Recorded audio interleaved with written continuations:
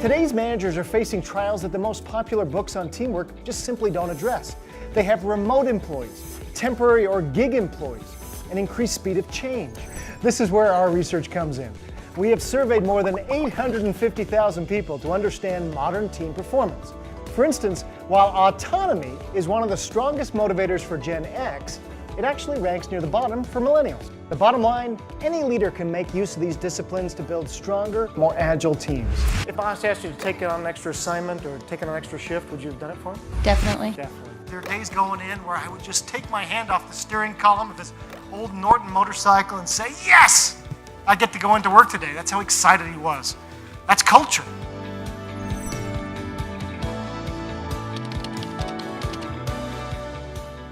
By now, most managers realize their competitive advantage comes in the form of their people, but few of them know how to get their employees all in.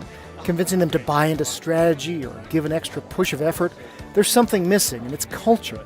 That's where our research comes in. We've worked with some of the world's most innovative organizations, and we share data and case studies to help managers at all levels build high-performance cultures where people buy into goals and mission and believe they can make a real difference.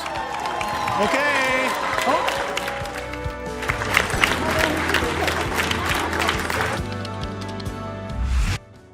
As we're trying to attract people to come work here, as we're trying to retain people and get them motivated, we're going to talk a little bit about that idea, about recognition, about rewarding our people. We're also going to talk about motivating our people, what it is individually that motivates them. Impact. We're going to talk a lot about impact and mission.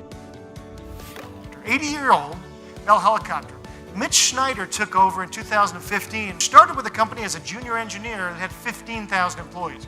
So over 80 years, they saw their market share again slowly going down. He says, I created an innovations team that would work cross-functionally with all of our different departments. And he says, at first, it did not go well.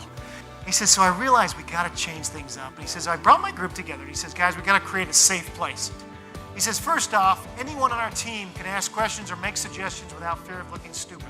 There's no dumb idea. He says, the second thing is we're going to be respectfully challenging of each other without ever acting negative. Anyone can suggest an innovative idea without being perceived as disruptive. And he says, and the debate started. And he says, eventually, they started listening. They started kind of challenging that status quo. And he says, I felt like that was the tipping point. This was the first innovation that came out of the team. Why? Because we weren't afraid, finally, to challenge the status quo and push ourselves.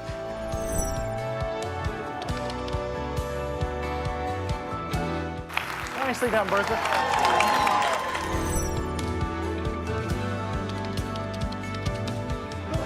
The Harvard Business Review, the Wall Street Journal, Fortune magazine have given some real nice credence to our work over the years now. They've said, look, this is no longer the soft side of business.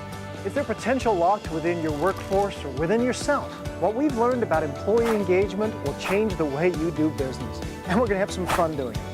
Thank you, everybody, for your time.